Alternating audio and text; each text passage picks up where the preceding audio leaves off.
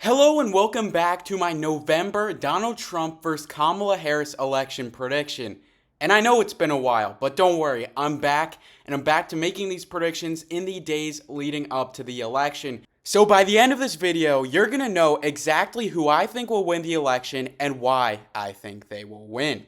And for that reason, make sure to watch the whole video to see my methodology on why I am picking the candidate that I am picking, because it's going to be completely unbiased, and there is no reason for me to be leaning one way or the other. I'm not going to tell you who I'm voting for. I'm not going to make it obvious who I'm voting for, and I'm just going to give you the facts and who I think will win, and you can make of the facts what you will.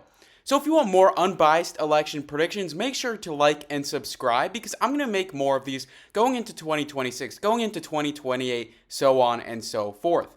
So without further ado, let's get on with some of the context surrounding this election. We had a few self-inflicted October surprises. One was a comedian that went on Donald Trump's basically campaign. He spoke at a rally and he said very demeaning things about Puerto Rico. Then again, this is a comedian that is known for his offensive jokes. So what else did we really expect? And in response to this, Biden called Trump supporters garbage, which was interesting. The clip was in and of itself a really interesting clip. It seemed like Biden wasn't necessarily in it. This was the same Biden that we saw during the debate, not the same Biden that we saw during the State of the Union. And in response to this, Harris has kind of distanced herself from Biden's remarks. And this is a trend that we've been seeing with the entire campaign so far.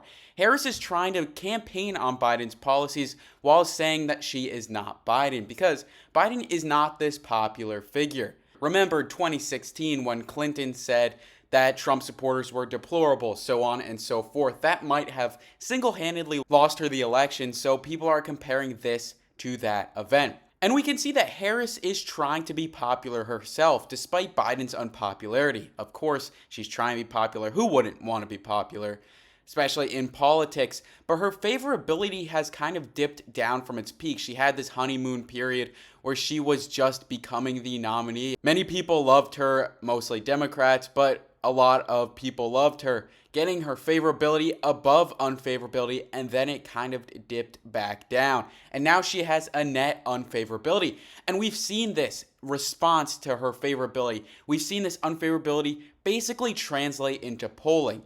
In the national popular vote, Donald Trump has led most of the recent polls. However, Harris has led many polls in the past, and I do expect Harris to win the popular vote. We can see, according to this political betting website, Harris has a 67% chance at the presidency compared to Donald Trump's 32%. Only a third of people think that Trump will win the popular vote. And political betting websites notoriously are more pro-Republican. This could be in part due to them being funded by crypto, etc. But still, I think Trump will lose the popular vote, just like these political gamblers say that he will, because it happened 2016, happened in 2020. Who's to say that it won't happen in 2024? Especially considering Harris is probably more popular than Biden was in 2020 and potentially more popular than Clinton was in 2016. At the very least, I think Trump is more unpopular now than he was in 2016, particularly considering January 6th and a few other factors. But still, it seems like Harris will win the popular vote, but Trump does have a chance, a greater chance than I originally would have expected. In terms of the Electoral College, these websites do view that Donald Trump will win. They view that Donald Trump will lead in Pennsylvania, North Carolina, Georgia, Arizona, and Nevada out of the swing states, thereby giving him a victory in this election. And I'm going to go through each and every one of these swing states, but I'm going to start with the safe states for both sides, because those states won't really change up, if at all. These are some of the states that the 538 forecast, which by the way predicts Trump will win, but pretty much predicts a coin toss. The 538 forecast predicts that some of these safe states will go to one candidate or another with almost 99% or higher certainty. For example, Washington is given over a 99% chance of going to Kamala Harris. And states like Washington, Oregon, California, Hawaii, Illinois, New York, Vermont, Connecticut, New Jersey, Delaware, Maryland, D.C., Massachusetts, Rhode Island, and in terms of districts, Maine's 1st District will go to Kamala Harris, bringing her to a grand total of 181 electoral votes. On the other hand, Donald Trump has many states of his own. For example, he has Montana, Idaho, Wyoming, Utah, Alaska, North Dakota, South Dakota, Nebraska. Nebraska's first. Nebraska's third. Kansas, Oklahoma, Louisiana, Arkansas, Missouri, Iowa, Indiana, Kentucky, Tennessee, Mississippi, Alabama, South Carolina, West Virginia. And that's pretty much about it. You can say Maine second will go to Donald Trump, but it won't be too safe, in my opinion. Also, Ohio will go to Donald Trump. It won't be the safest either. Texas and Florida are similar. On the other hand, Democrats have some states like these with Colorado, New Mexico, and Minnesota, as well as probably Maine and New Hampshire, but there's an argument to be made that those states may be closer. For example, the 538 forecast gives each of them over a 5% chance of going to Donald Trump, and in fact gives Minnesota and New Hampshire over a 10% chance of going to Donald Trump, and still gives New Mexico a pretty substantial, not a great chance, but like 8% is not nothing of going to Donald Trump. But these are the states that I can actually see going one way or another in this election. Some of these states are less consequential than others because, for example, let's say Trump wins Virginia. That means that he's probably going to win Pennsylvania, Michigan, Wisconsin, and the rest of the states that are historically closer than Virginia. As we can see, Virginia almost always goes more left than every other swing state in its category, so we can say that about Virginia. On the other hand, if Harris happens to win a state like, say, Georgia, like Biden did back in 2020, it's likely that she's won most of the other closer swing states like Wisconsin, Michigan, and Pennsylvania. So in my view, the state that matters the most is the state of Pennsylvania with its 19 electoral votes because I think it will be the closest state. And Pennsylvania is pretty independent of the other swing states, and here's why. Let's take North Carolina and Georgia. They're both in the South. Arizona and Nevada have similar demographics. Wisconsin and Michigan have similar demographics. And Virginia can also be stated that it is in the South. Pennsylvania, while it is in the Rust Belt, it is more closely compared with a Northeast state. It is closer to, say, New York or New Jersey in terms of demographics or urban-rural divide.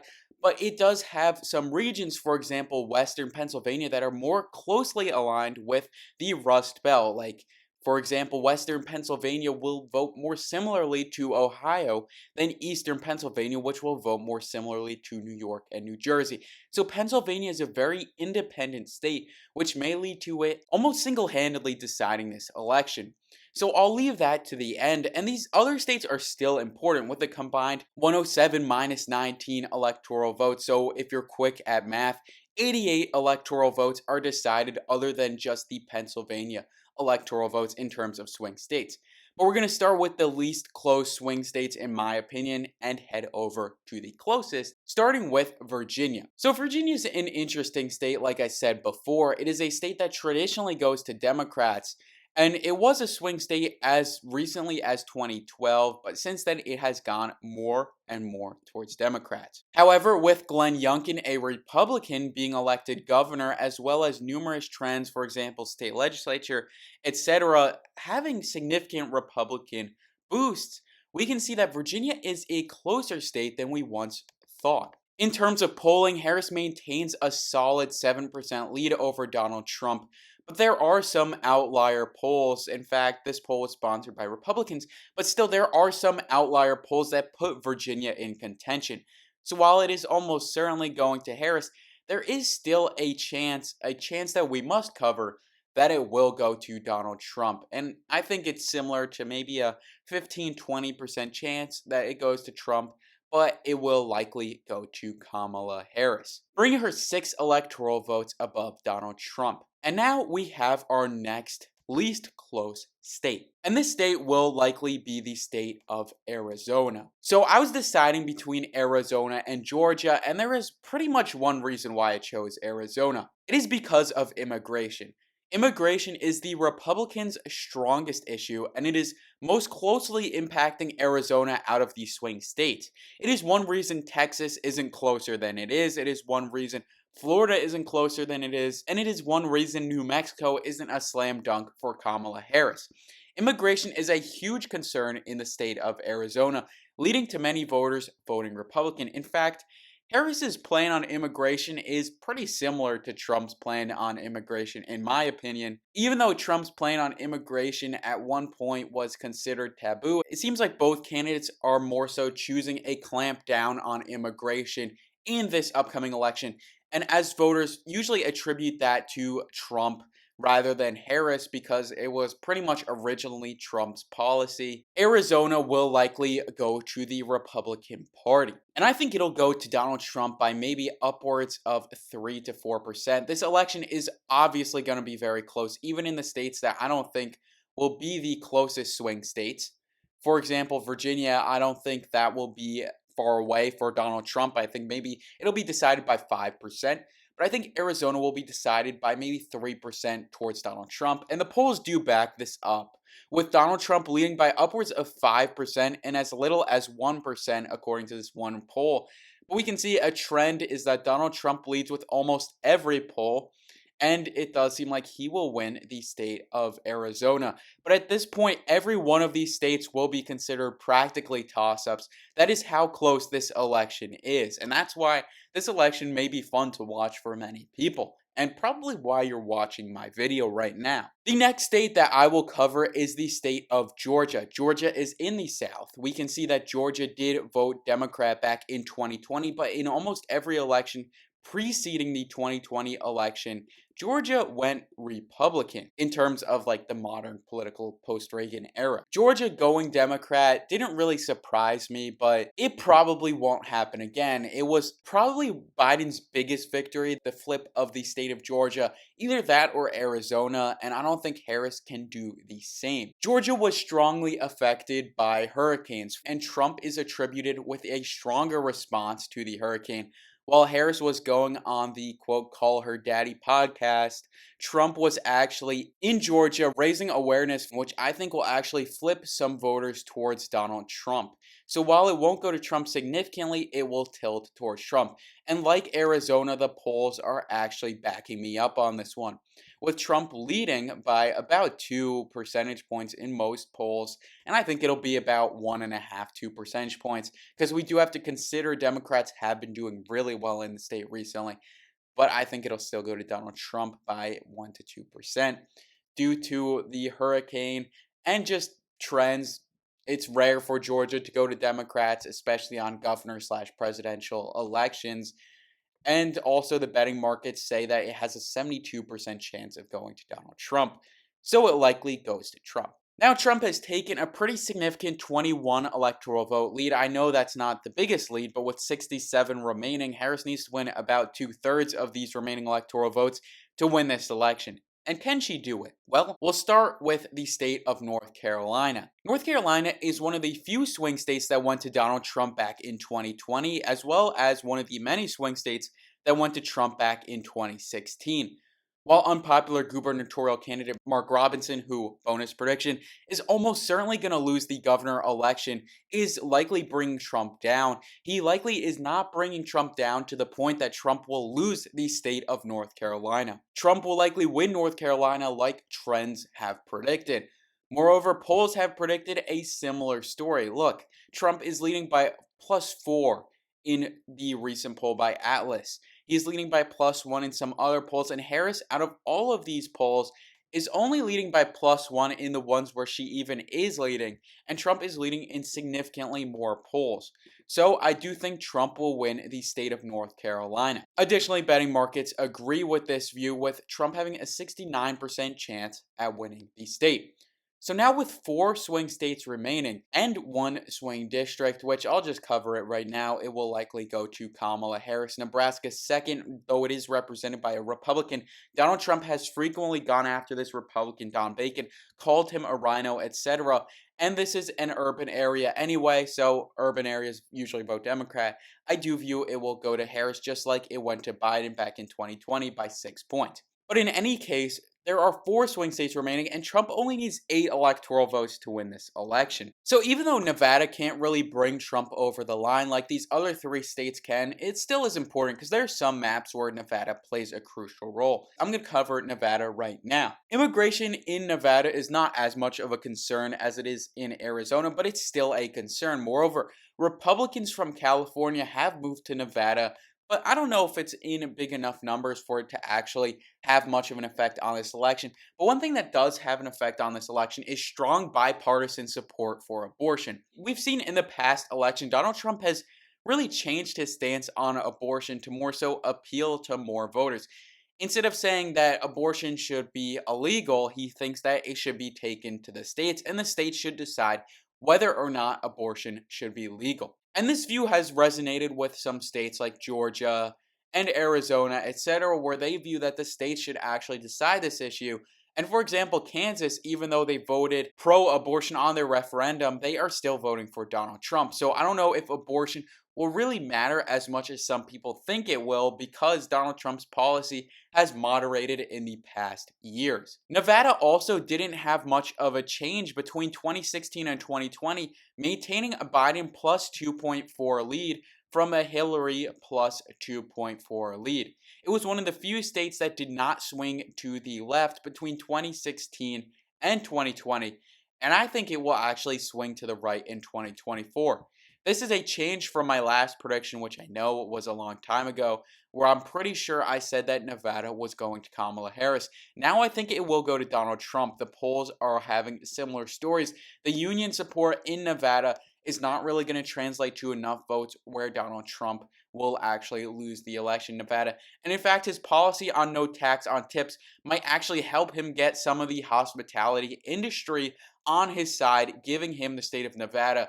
In fact, he has criticized Harris for copying his policy on no tax on tips. And lastly, in our last 3 states, Trump just needs to win one of them to win this election, and that's primarily why he is leading according to the betting markets and almost leading in terms of the popular vote because he is just doing better than people originally expected when Harris first replaced Biden. He really doesn't need to win the Rust Belt to win this election. He just needs one of the states in the Rust Belt, excluding Ohio. That's not really a swing state anymore. He just needs one of these 3 states to win this election. And I think the odds he wins at least one of them are pretty high. So we're going to start with Michigan, which I do think will go to Kamala Harris. One thing in Michigan has been the war in Gaza. So that has actually been helping out Donald Trump in the state, but Michigan typically goes to Democrats by more than, say, Wisconsin or Pennsylvania, going to Biden by almost 3 percentage points. In fact, it went to Trump by barely anything in 2016, and that was when I'd say Trump was at the height of his popularity. Even though some voters will not vote, or maybe even flip to Trump, as we've seen Trump has gotten some endorsements from Muslim voters in Michigan that criticize Biden's policy in Gaza. I don't think this will actually affect much because we saw the mayor of Dearborn did endorse Kamala Harris, so this may lead to Kamala Harris losing less voters than originally thought, and she will still likely win the state of Michigan. And now we get to the states of Wisconsin and Pennsylvania. And I do think Wisconsin will go to Donald Trump, bring him to 278 electoral votes and winning this election. But in case Wisconsin or say North Carolina don't go to Donald Trump, still watch for my prediction on Pennsylvania as it's still important. Wisconsin is interesting as one of their major issues is healthcare access. Though that is a major issue and those voters do resonate with Kamala Harris, we've seen in the past Wisconsin barely went to Biden back in 2020 when it was predicted to go to Biden by 8 percentage points. Wisconsin historically is pro-Democrat in its polling, or at least has a somewhat bias to Democrats. It had an 8-point shift to the right in terms of polling versus the general election in the 2020 election. So Wisconsin, due to its polling failures, and even despite its polling failures and seemingly biased towards the Democrats, it is still even and in fact has Trump leading in one poll. But I do have to say, even though I do predict Trump will win Wisconsin, Harris is leading in most polls in Wisconsin. But due to Wisconsin's pretty significant polling error in the past, I do think this will translate to another polling error in the present. That's really all we have to go off of in the state of Wisconsin. But Wisconsin won't really matter anyway if Trump can win Pennsylvania and the rest of these swing states. So we'll see if Trump can actually win Pennsylvania. Otherwise, Wisconsin does matter a lot because if he wins it, he wins this election just off the bat. And we can see in Pennsylvania, Trump is predicted, according to 538, to win the election in Pennsylvania with a 53% certainty. And this is very similar to his 52% certainty to win the election. Practically whoever wins Pennsylvania, in my opinion, is winning this election. And Pennsylvania is interesting. The west, more rural part of Pennsylvania usually votes Republican by large margins, whereas the east part of Pennsylvania usually votes Democrat by large margins. It's pretty much Philadelphia that just carries the vote for Biden with 81% share for Biden back in 2020, and Harris is projected to have a similar share. But we can see if Trump can basically galvanize these voters and maybe the suburbs of Philadelphia or just Western Pennsylvania, then he can perhaps just win this election outright. And his policy on oil, on fracking, etc., is getting these voters out to vote. We've seen it in 2016 against Hillary Clinton, and we will likely see it in 2024. Just look at these polls. Most polls are pretty much even, but the polling average does go to Donald Trump by 0.2%. And even though it is barely going to Trump, most polls do overestimate Democrats in the past in presidential elections, especially against Donald Trump. So I do think this will translate to a Trump victory, 297 to 241 against Kamala Harris. If you want one last prediction before the election, make sure to like and subscribe. And thank you for watching.